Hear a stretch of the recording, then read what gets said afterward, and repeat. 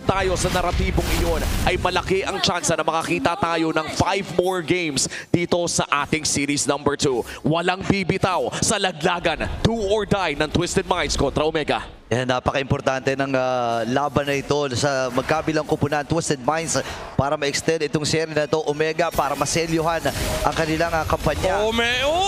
Agad, aray ko po, naramdaman nga yung strong mid duo ng Omega. Wala kasi pang sagot yung level 1 win. Anong gagawin yan sa kalid ng Smart Omega? So talagang nakakapitalize nila yung early game. The advantage dito ng duo mid. And because of that, sabi ni Ryzen, dahil ako ang hari ng trade, I identify na walang trade ng kalaban. Let me invade. Ayun yung mo na pa-flicker pa si Tracy doon, Ben. Oo. Pero nakuha naman ni MB yung green. Yan. Oo, pero medyo napasama in terms of battle spells ng Twisted Minds sa paparating nating first turtle fight na binigyan din ng napakalaking emphasis kung sino daw mananalo ng first turtle fight natin. Siyang mga kuha ng larong ito ay kulang-kulang ang battle spells ng Twisted Minds. Meanwhile, for Omega ay kompleto pa halos. Yung retry naman, mabilis lang cooldown yan. Ang masasabi ko lang dito is maganda yung glue pick up dito ng Twisted Minds, pero nagkaroon ng unanimous agreement yung English at Filipino broadcast na yung last 2 picks ng Smart Omega, it was either Arlott or Sora, pero ito sa mid lane, Twisted Minds! Set up sila dito pero buhay din naman si Perxiba with that quick sand guard, and si Ming Quinn ay napagamit na rin kagad ng Purify. Tsaka parang kalmado lang, no? At least may na-burn din ng mga battle spells on the side of Omega before we go to the first turtle fight. And ito medyo nagtataka ako yung mga Claude users natin dito, parang memorize lahat ng mga lane matchup. Ang titindi ng mga kulad natin ngayon eh. Parang may hidden buff ba na ginawa dyan? Parang, ewan ko ba, napakalakas ng Claude ngayon? Feeling ko nakabisado nila yung fighter emblem gameplay. Tracy, wala pa namang Violet Requiem. So hindi threatening yun. James! Okay, walang flicker to si James. Alam ni James at kanyang pagsasapak-sapakin. Itong si Tracy at makakuha sila ng kill. Lanso ko yun ay mabibit-bit. Perxiba ay atras, Minguina. Yung Crimson wow! Buhay si James. Pero si MP the King ay nagamit na yung kanyang Phantom Steed. Pwede nila ipa-expire muna ito. Lanso ay lalapit. Nocia and Sean ay sasama na rin the Notion combination. At si Lanso kayo na pinupuruhan. Bababa sa 30% ang kanyang buhay. Pero yung pagong ay makukuha ni Ryzen. Wow! Retribution secured at habang nangyayari ang lahat ng yan ay pumipera din si Netsky sa baba. Saktong bangko lamang. Plato-plato muna tayo dyan, pare. Oo, alam niya lamang siya, naharangan pa ni Perks yung lakad ni Nocia. Dine-delay lang nila yung Claude. Walang mana si Netsky, however. Pero enough yan para maklear yung kanyang minion wave and uuwi lang siya. And this time pwede siya umuwi kasi hindi fly clouds. May lamang na 500 dito si Netsky. Ito yung pag tinanong mo yung tropa mo kung may 500 ka. Oo. Sagot, meron talaga. Meron Tsaka, alam mo kung ano meron dito? Maagang pagkuha ng kill ni James. No? Nakita na natin kanina na kapag nakakauna itong si James or nakakapwesto kagad, ang laki talaga ng impact niya. Dun sa last na moment ng team fight ay siya talaga nanguna doon. No, siya. Napa-blazing duet na rin at nailapag si Zaman Force ni Netsky. Tsaka parang napaka-creative din ng usage ni James doon sa kanyang shifting skies, no? Yeah. Kadalasan ay cloud talaga yung nakikita natin kasi yun yung nakakatulong sa teammates mo. But this time, pumasok siya doon sa likod. Oo, Thunder form kasi alam niya wala nang special migration yung Guinevere, even yung second form. So wala nang dash para makalabas si Tracy. Wala ring violent requiem at that point. So hindi mapapunish yung play na yun. Before the second turtle, tulad nga na nabanggit ni Coach Justin kanina, sobrang laki ng nakuwang tempo ng Smart Omega, pero may bawi din naman yung Twisted Minds dito sa pangalawang pagong. Meron silang setup, meron silang violent requiem this time around on Tracy. Ang dilema lang nila, again, yung Suyu Haret. Ito yung window ng Smart Omega. Pwede nilang pagsabay-sabayin yung timing nila. Sky Pierce yun na lang hinihintay, tapos na yung Stardom Sight. Oo, ipupush ata nila itong baba. Mid lane ay sinet up lamang nila at babakura na nila ang pangalawang pagong na ito. First turtle, Omega ang nakakuha at mukhang makaka-invade pa ata si Ryzen na bahagya. Kailangan bang pumalag ng twist dito o humanap na lang ng trade? Kailangan ata nilang hamarat ng trade unless they wanna force Prexiva. Uy! Na-dodge! Naku, yun lang, Tracy and Sean, kumombo sila doon. Pero flicker lang. Oh, Tracy! Nagutan dito ng Smart Omega. Tracy makaka-atras din. Wow! Napakagandang shifting skies mula kay James. Blazing Duet naman ay sasagutin din siya pero mamamatay din si MP the King. Tumpa rin si Lanzu. Tatlo kaagad ang tumumba at ready na sa pagong ang Omega. At kung kanina yung Storm ang pinakita, this time, a 3-man shifting skies mula dito kay James para pagkumpul-kumpulin ang Twisted Minds. Big James making it big for the Sora last pick again. Ito yung hinahanap natin eh. Ito yung identity ng Omega. Ito yung nagsimula nung turning point nila nung lumalabas na yung mga big plays mula dito kay James. And ito talaga yung dahilan bakit hinahanap ko yung Arlo at Sora kanina. Now, we're able to see it. Yung tempo control, especially in coordination with the Suyo Harit, parang walang chance yung Twisted Minds sa mid-game. Oo, and kailangan talaga nilang kayurin ito all the way to the late game. Yun din naman yung nakikita natin sa napakatakas na win rate ng Claude ngayong araw na ito. Kung sakali mang matalo ng early to mid game, i-farm mo lang yan hanggang makuha mo yung Swift Trinity mo, tsaka ka pumalag. And for Omega, nasa kanila rin yung pressure ngayon na ituloy itong snowball na meron sila. Grabe si Netsky, tapang talaga eh, no? Makikipag 1v1 dito kay MP the King. Penguin and Prexiva ay aalalay na rin naman. Ganon din si James. Umaaligin sila din sa purple buff at tagumpay ang pagbasag sa top. Yeah, pwede nilang tapangan eh. Kasi again, walang punish. Essentially, kahit nag-react dito in Twisted Minds, the best thing they can force out of Netsky is the Purify. And that can allow Smart Omega, again, to look for other engages with the Sora, with the Khalid. Kasi mauubos yung resource ng Twisted Minds just to force out one battle spell. Oo, as of now, we're looking at the battle spells. Mukhang babalik naman na yung kay Tracy at pati na rin kay Prexiva. Pwede na namang ipwesto ito ni James pero mukhang isa lamang kanilang mahuhuli at yung clone pa ni Tracy yun. Kaya naman magbaback na lamang dito ang Smart Omega. And in this last turtle fight, I think I'm gonna throw the same question, Midnight. Kailangan ba talagang pumalag dito ng Twisted Minds o pwede bang mag-cross map na lang sila? They can, pero kailangan na yung decision is just to force.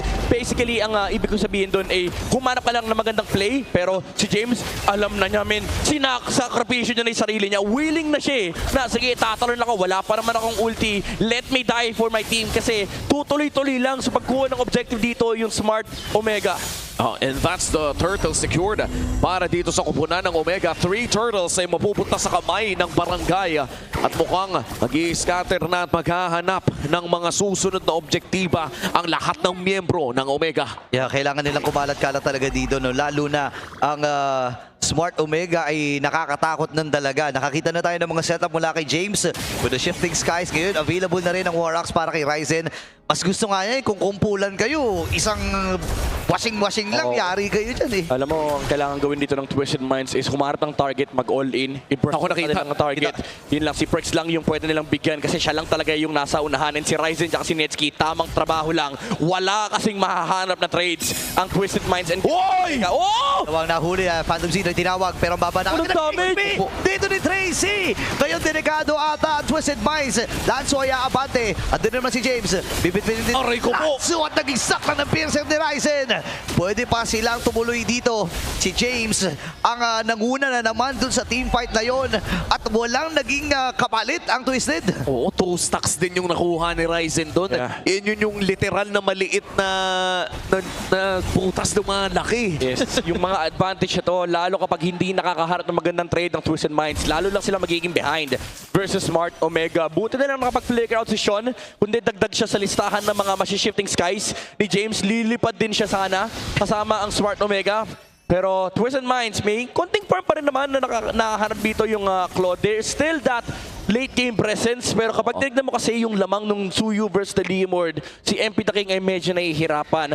Ang next big timing dito for Twisted Minds is yung Endless Battle tsaka yung Swift Trinity ng Claude, but still, the same conditions exist for them. Kailangan matalunan muna ng Guinevere yung Khalid, prevent 2 layers of setup, and play around the shifting skies of James. Basically, ang summary ng lahat ng sinabi ko, Omega nagdidictate ng tempo ng teamfight. At mag-aantay ang Twisted Minds ng pagkakamali. Yes. And that is one of the hard hardest win conditions na pwede nating abangan if you're Twist. And sa totoo lang, looking at the items coming in dito kay Nosha, medyo 1,000 lagpas pa ang inaantay para mabuo ang Golden Staff at ipagpapatuloy na nga ng Omega ang Lord na ito. So far, a perfect game para sa Barangay. 6-0 with a 6K gold lead at tuloy ang siege ng Omega. Gusto na nilang tapusin ang seryeng ito.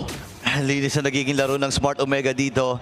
And lahat ng kagustuhan nila nakukuha nila eh. Yung pagong, yung mga farm dito ng Twisted, and even mga heroes na magmamaasin mula sa Twisted Minds. Ito na yung pinakamatinding power spike na hinihintay ng Smart Omega. Although may isa pa. Pero tapos na yung Holy Crystal kay Netsky. Patapos na rin yung Queen's Wings mula dito kay Ryzen. And tapos na yung Chastise Pauldron mula kay James. James, effectively, lahat ng strength ng Twisted Minds are dealt with the items. And with the Holy Shields, makakadepensa pa naman ang bahagi. Aray ko po! Oh, Nets. Napakahapdi kinombo niya si Netsky. Tinan mo naman, walang nabigay na damage ang Twisted Minds rito dahil nga dun sa extra shield na meron siya. Pero may Lord pa silang kasama dun sa may bottom lane at kokontrol na naman ang Omega. Naku, malayo-layo pa ang kakayurin dito. No? Palapit naman na yung Golden Staff dito ng Claude. Pero may Lord pa kasi na nagmamarcha dito sa may bandang ibaba. At kung titignan natin si James, available ang kanyang flicker. Kaya naman hindi rin pwede magkumpul-kumpul dito ang Twisted Minds. Oo, may Raging Sandstorm pa nga na threat bukod dun sa Shifting Skies. Yeah. So talagang mahapdi ito para sa Twisted. Tititigan na lang nila yung torre nila sa ibaba na mababasag na nga ng barangay. Sa loob si James, man. Alam na. Shifting Skies nagamit. Kasabay pa nga ng Raging Sandstorm at si Lanzo pinulutan nila. Delikado Tracy! dalawa kasi tumama din yung combo mula kay Tracy. Kaya si James ay delikado din pero makakapatay na ng dalawa. my goodness. Dito si Ryzen. Tatlo na lang ang natitira para sa Twisted Minds. Bababara na naman ang Lantern ni Mengguin. Inaantay lang nila na mabitbit. Endable lang si Disigaw. May wave pa sila doon sa may bottom. Tumuli na nilang Winter Crown. Dito si James. Lalaban dito si MP the King. Pero makiklear nila yung first wave ng minions. Lalabag yung Summer Force. Let's see. Na retribution. Yung catapult na yon. Reset na lang ang itatawag ng Omega. At magde-decline pa rin ang Twisted Minds na hayaan ng Omega na tapusin ang larong ito. A 10K gold lead pero makakadepensa ang Twist at nariyan na ang Swift Trinity ni Nosha. They have a space. They have some breathing space for the Claude to form up. And swerte ang Twisted Minds. May torre pa sila sa itaas. And sa ibaba, nag-spawn yung Lord. But they have to deal with the minion waves pushing on to the bottom wave. Smart Omega for the next Lord fight. Alam mo, sa totoo lang, pwede na lang paghahabol-habulin yung heroes dito ng Twisted Minds. Considering na meron pa silang 2 layers of engage and si Tracy lang yung engage dito ng Twisted Minds. At kanina pa nga natin talaga nakikita, tumatama naman yung mga ultimate dito ni Tracy para Kill play here coming in from Omega. Hinahanap nila si Nosha. Makakapag-BMI naman palayo. 8 seconds bago lumapas ang pangalawang Lord ng larong ito. And so far sa objectives, isang tore pa lang ang nakukuha ng Twist. Meanwhile for Omega, 3 turtles, a Lord at halos kalbo na ang mapa para sa Twist. Dire-diretso na ang Smart Omega dito. Ang laki ng problema nila. Mabuti na lang dun sa ibabang bahagi tumubo itong Lord. So mas madali para sa kanila na kontrolin yung magiging wave. Pero isusuko na nga ng Twisted Minds ito. Ang gusto na lang nila ay ilaban under the turret.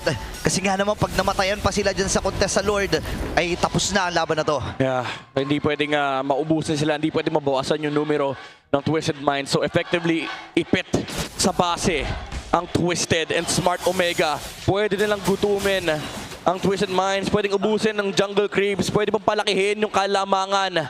May Winter Crown pa si James, pabuo pa nga ata siya ng Dominance Eyes. Pwedeng Immortality rin, bahala siya sa trip niya.